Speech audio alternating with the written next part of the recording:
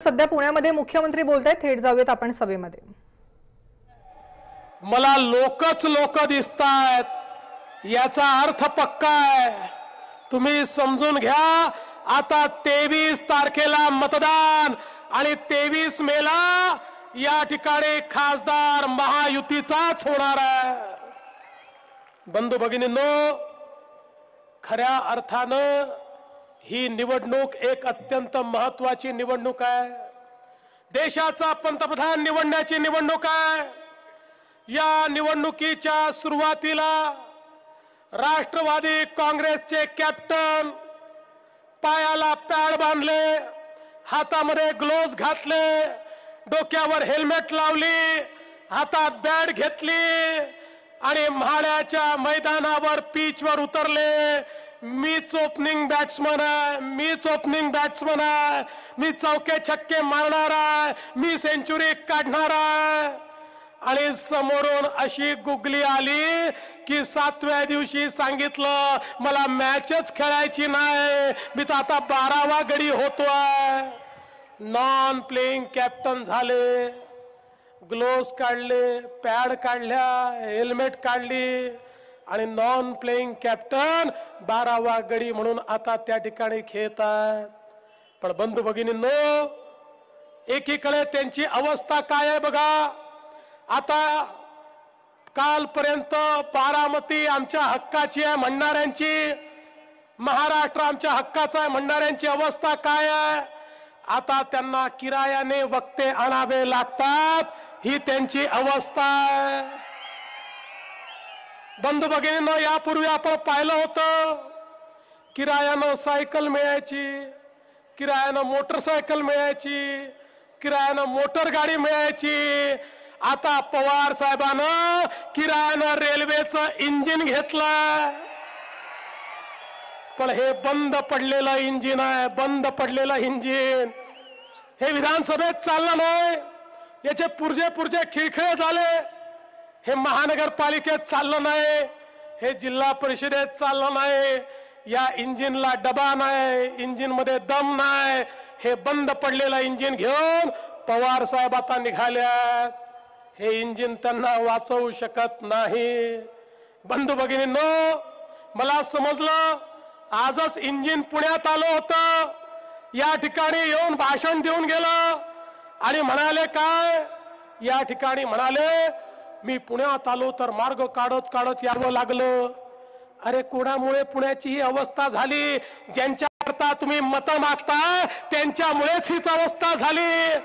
पण आता लक्षात ठेवा, हे कलमाडीचं पुणे नाही आहे, हे शरद पवारांचं पुणे नाही आहे, आता हे आमचं महायुतीचं पुणे आहे। म्हणून पुण्यामध्ये मेट्रो होते, म्हणून पुण्यामध्ये रिंग रोड होतोय, म्हणून पुण्यामध्ये एअरपोर्ट होतोय। या पुण्याचं चित्र आज या महायुतीच्या माध्यमातून बदलताय।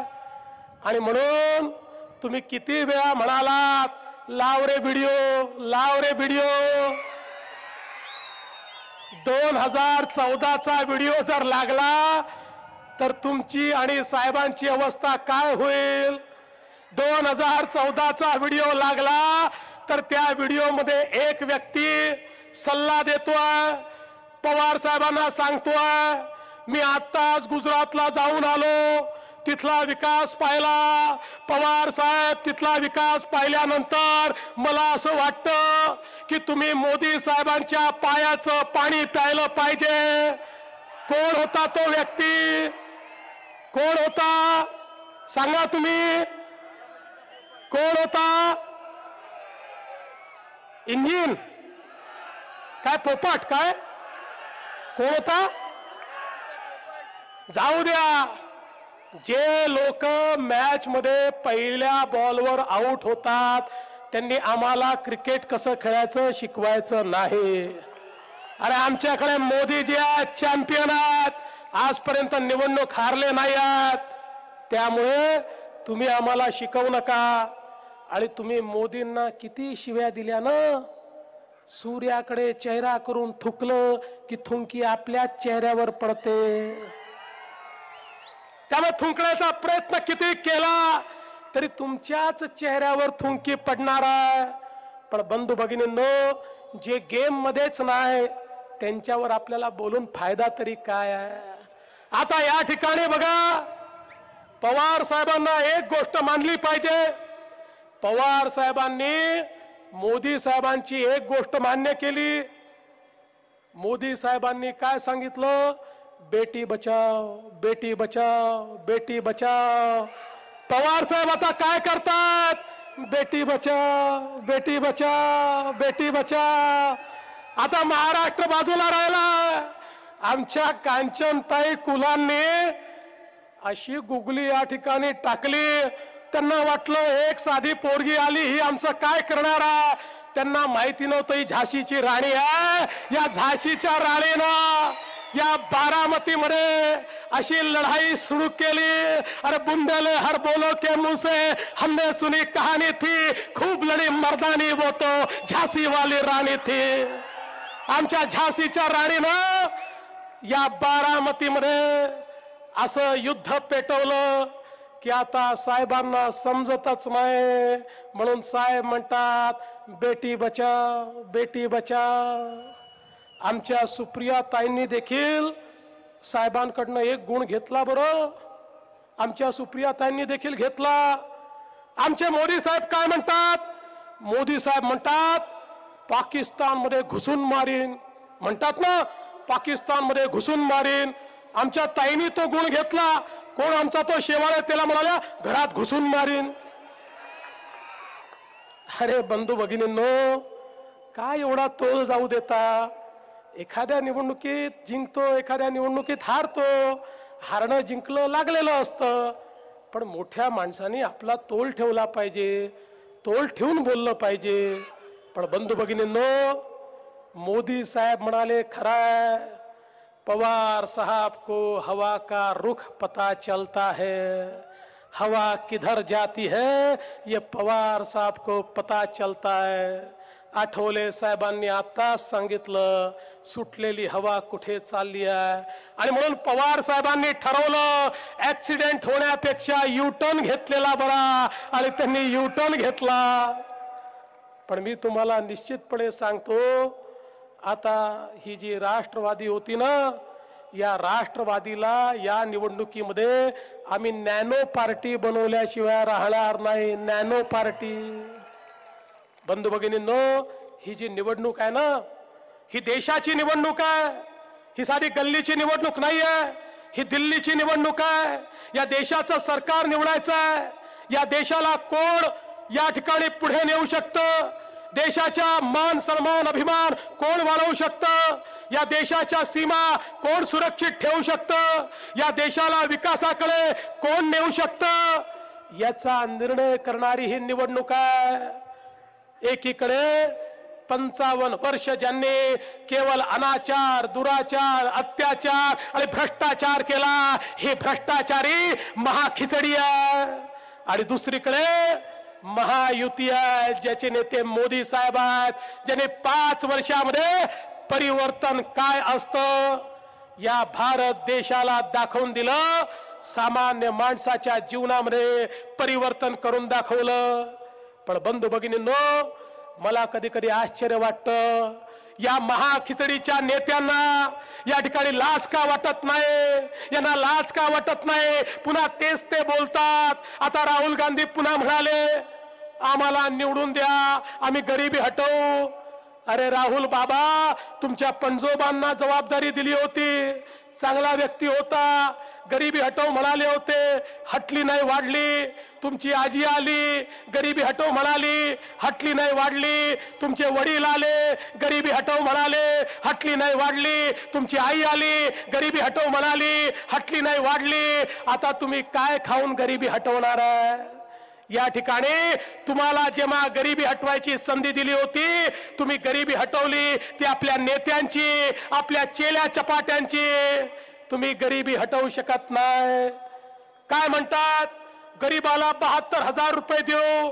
अरे कुठनं देणार आहे? त्यांना विचारलं, सांगा राहुल बाबा कोणाला देणार, कसं देणार? उत्तरच दिलं नाही. लिहून आणलेलं भाषण वाचतात, त्याच्या पलीकडे माहित नसतं. बाजूला चिदंबरम बसले होते. चिदंबरम यांना विचारलं, अहो चिदंबरम, तुम्ही देशाचे अर्थमंत्री होतात, हे तुमचे नेते म्हणतात आम्ही 72,000 रुपये देऊ. कुठनं देणार आहे तुम्ही? चिदंबरम म्हणाले काय सांगायचं, आता गेल्या 2-3 वर्षात देशाच्या तिजोरीत पैसा येतोय, पुढच्या 2-3 वर्षात देशाच्या तिजोरीत पैसा येणार आहे, एकदा तो आला की मग आम्ही देऊन टाकू. अरे वा रे वा, आईजीच्या जीवावर बाईजी उदार, बापाचाच माल आहे. अरे मोदीजींनी काळ्या पैशावर कारवाई करून तिजोरीत पैसा आणायचा आणि हे म्हणाले पैसा आला की आम्ही देऊन टाकू. अरे तुम्ही कशाला पाहिजे? गरीबाला पैसा देण्याकरता मोदीजी आहेत ना. पण यांचे हे आश्वासनं कशी आहेत? यांची आश्वासनं पोकळ आहेत. एका व्यक्तीला विचारलं, बाबा रे तू 1 लाखाचं कर्ज घेतलं, हे कर्ज फेडणार कसं आहे?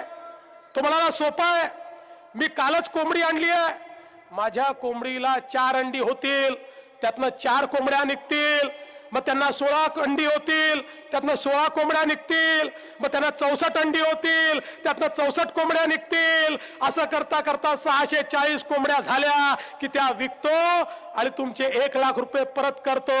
या काँग्रेस, राष्ट्रवादी काँग्रेसचा जो जाहीरनामा आहे ना, असाच कोंबड्या विकण्याचा धंदा आहे. हे कधी कोणाला काही देणार नाही, यांनी दिलं नाही, हे देऊ शकत नाही.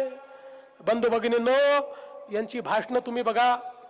अर्धा वेळ मोदींना शिव्या देणे. यांना जळी स्थळी काष्टी पाषाणी मोदीच दिसतात. जसं संताजी धनाजी दिसायचे ना मोगलांना, तशी अवस्था आहे. यांना मोदीच दिसतात. इतकी अवस्था वाईट आहे, मला तर समजलं हे रात्री अचानक दचकून झोपेतून उठतात, घामाघूम होतात आणि मोदी मोदी ओरडतात. ही अवस्था यांची झाली आहे. यांचं भाषण म्हणजे निव्वळ एंटरटेनमेंट आहे. एंटरटेनमेंट, त्याशिवाय काही नाही आहे.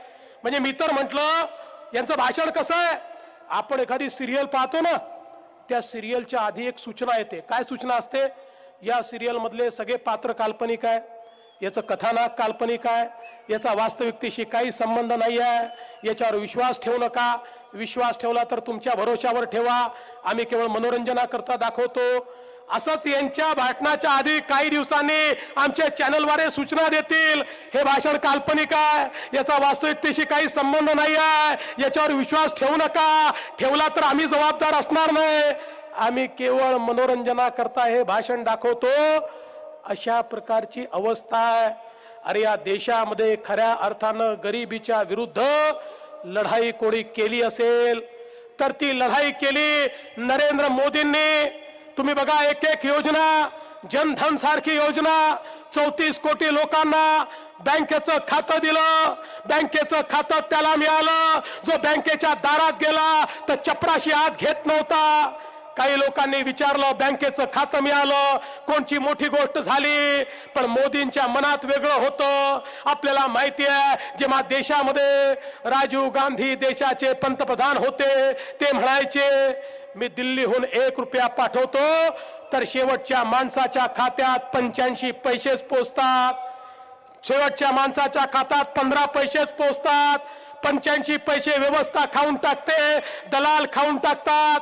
मोदीजींनी सांगितलं, न खाऊंगा न खाने दूंगा, 1 रुपया दिल्लीहून पाठवेल तर बंदा 1 रुपया शेवटच्या माणसाच्या खात्यात जाईल.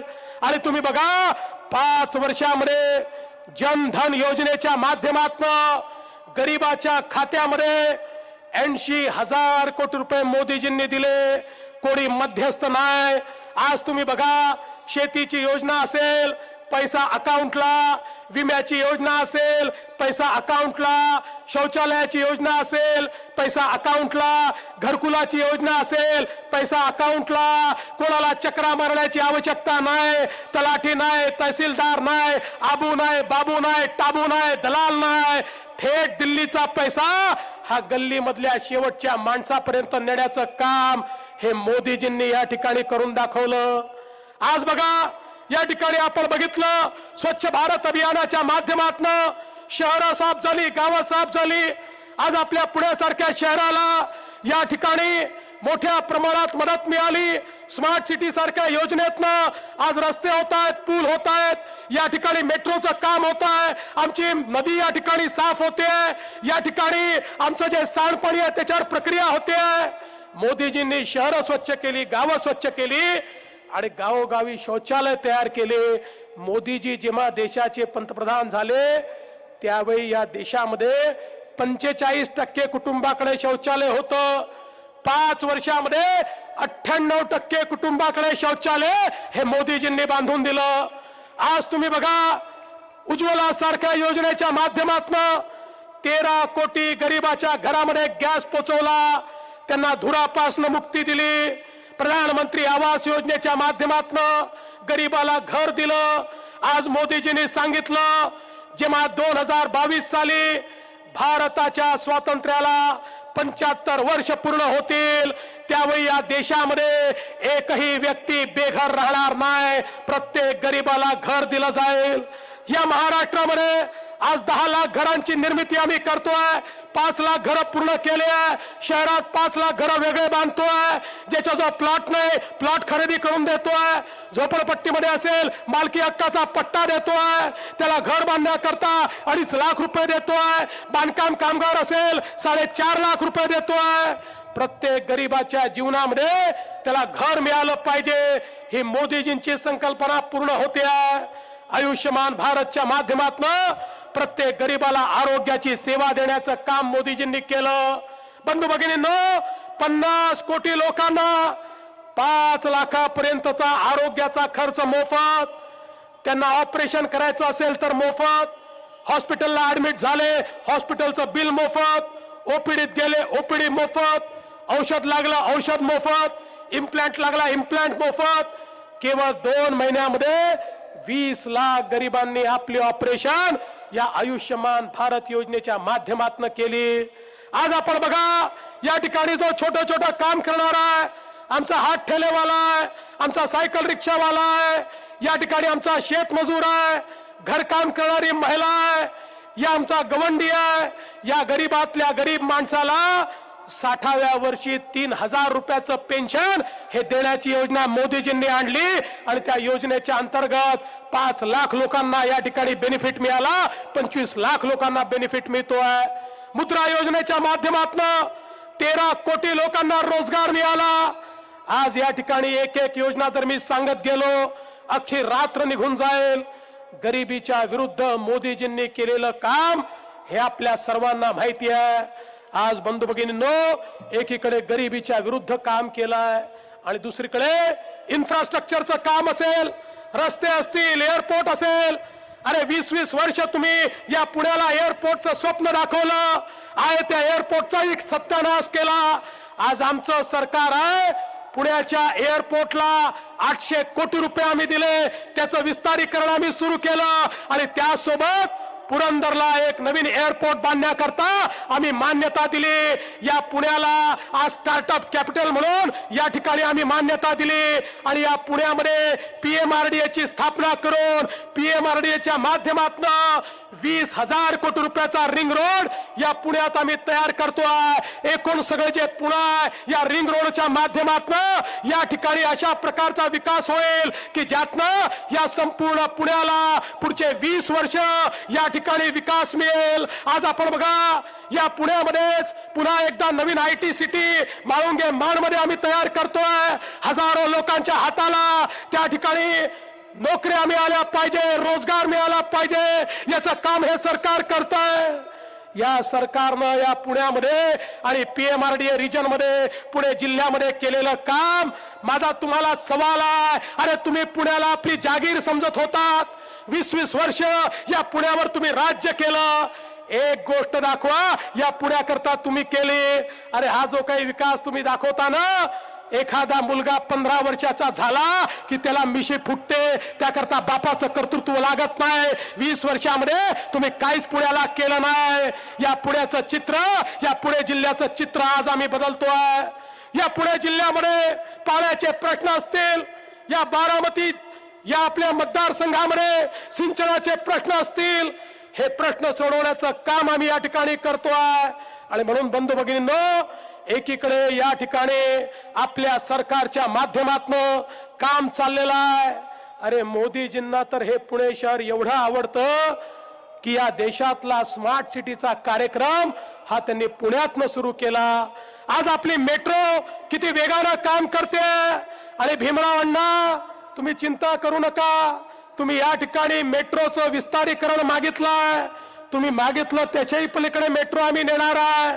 ही मेट्रो केवळ पुणे शहरात नाही, पुणे जिल्ह्यामध्ये MMRDAच्या PMRDAच्या रिजन मध्ये सगळीकडे नेण्याचं काम हे आपल्या सरकारच्या माध्यमातून निश्चितपणे या ठिकाणी होणार आहे. पण आता या ठिकाणी काय चाललंय, माझे आमदार मला भेटतात आणि म्हणतात हो हे कामं आम्ही केली ना. म्हटलं हो तुम्ही केली. म्हणाले पैसे तुम्ही दिले ना. म्हटलं हो दिले.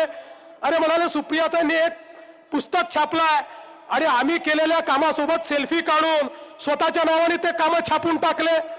आता मी म्हटलं जनता हुशार आहे, जनतेला माहिती आहे, अरे जो काम करतो ना त्याला सेल्फी काढायची गरज पडत नाही, त्याचं चित्र लोकांच्या मनामध्ये असतं, ज्याला केवळ दाखवायचं असतं त्याला सेल्फी काढावी लागते. आणि म्हणून चिंता करण्याचं कारण नाही आहे. आता जनतेच्या लक्षात आलं, पुणे असो, बारामती असो, शिरूर असो, मावळ असो, आता या ठिकाणी केवळ महायुतीच निवडून येणार आहे. पण बंधू भगिनींनो, मी तुम्हाला एक अजून विनंती करण्याकरता आलो आहे. विकासाची कामं तर झालीच आहे, ती होणारच आहे. मोदीजींचा हात विकासात कोणीच पकडू शकत नाही. पण मी त्याच्या पलीकडे तुम्हाला विनंती करण्याकरता आलो आहे. ही निवडणूक साधी निवडणूक नाही आहे. ही जी निवडणूक आहे या देशाच्या अस्मितेची निवडणूक आहे. ही निवडणूक या देशाचा निर्णय करणारी निवडणूक आहे. या देशामध्ये एक मजबूत सरकार देण्याकरता निवडणूक आहे. या देशामध्ये जे अंतर्गत शक्ती या देशाला कमजोर करतात त्यांना त्यांची जागा दाखवून देण्याची निवडणूक आहे. तुम्ही बघा या देशाची अवस्था काय होती. अरे कोणी यायचं आणि टपली मारून जायचं. 125 कोटीचा देश बघत राहायचा. या देशामध्ये आपण बघितलं 2008 साली मुंबईमध्ये अतिरेकी शिरले, त्या ठिकाणी बॉम्बस्फोट केला, किड्या मुंग्यासारखे आमचे लोक मारून टाकले. काय केलं ते माझ्या सरकारनं? माझा सवाल आहे, काय केलं ते माझ्या सरकारनं? तर आपण पाहिलं मुख्यमंत्री देवेंद्र फडणवीस हे पुण्यामध्ये बोलत होते. याच बातमीसह बुलेटिनमध्ये वेळ झाली. इथेच थांबण्याची. अपडेट राहण्यासाठी पाहत राहा जय महाराष्ट्र.